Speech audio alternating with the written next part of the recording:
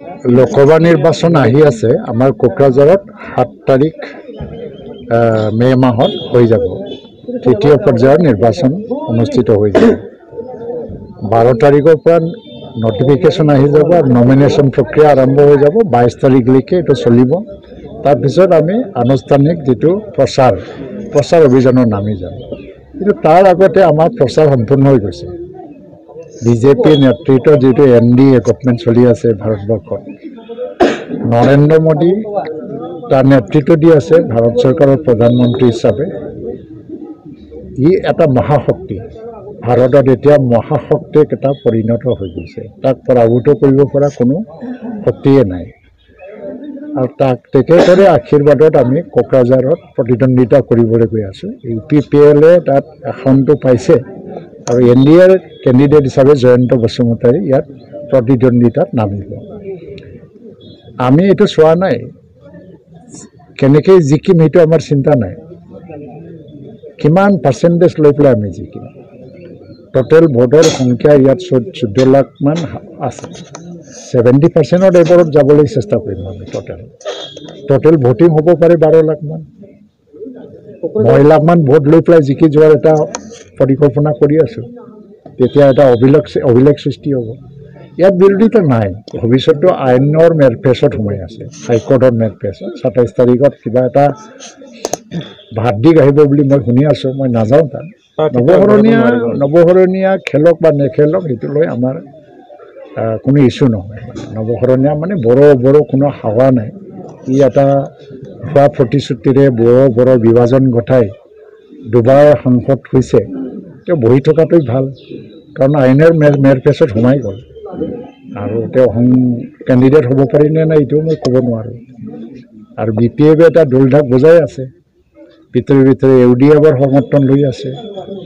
ভিতৰে ৰাহুল গান্ধীক প্ৰধানমন্ত্ৰী বনোৱাৰ এটা চিন্তা চৰ্চা চলি আছে।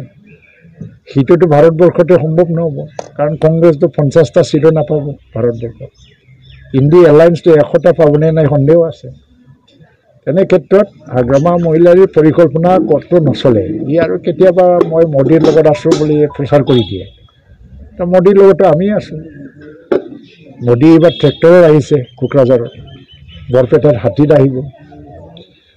ট্ৰেক্টৰ মানে মোদীৰে আশীৰ্বাদত আমি খেলি আছোঁ। এইবাৰ কাৰণে ভাৰতবাসী ৰাইজ, অকল অসম বুলি নহয়, কোকৰাঝাৰ বুলি নহয়, ভাৰতবাসী ৰাইজে এইবাৰ বেলেগৰ নামত নহয়, মোদীৰ নামতে ভোট দিব। এইকাৰণে কোকৰাঝাৰত আমি কিমান সংখ্যক বা কিমান পাৰ্চেণ্টেজ লৈ জিকিব পাৰোঁ তাৰ কাম কৰি আছোঁ। বিজেপি, AGP, UPPL চব মিলি পেলাই আজি ষ্টেয়াৰিং কমিটি ঘূৰি আছে। আমাৰ কোঅৰ্ডিনেশ্যন কমিটিও আছে, ষ্টেয়াৰিং কমিটি আছে। BJPৰ আমাৰ দেউৰী প্ৰভাৰী হিচাপে মানাসত কাম কৰি আছে।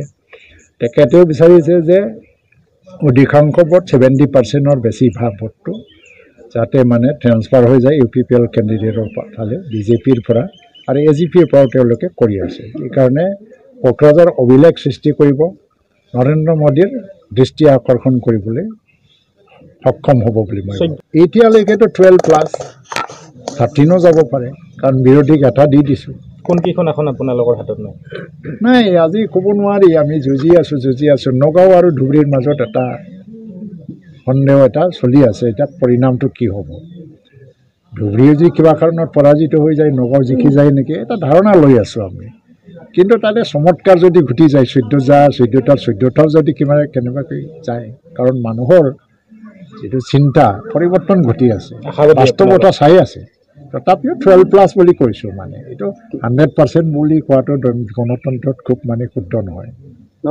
নৱশৰণীয়াৰ যিখিনি ভোট আছিলে, ভোট শ্বেয়াৰ আছিলে, কিছু সংখ্যক কংগ্ৰেছৰ আছিল, যাব পাৰে কংগ্ৰেছৰ লগত। কিন্তু 80% ভোট এতিয়া BJPৰ নামতে আমাৰ মিত্ৰজোঁটৰ কেণ্ডিডেটত আহি যাব। ইয়াত কোনো কথা নাই, নৱশৰণীয়া বুলি কোনো স্থিতি নাই।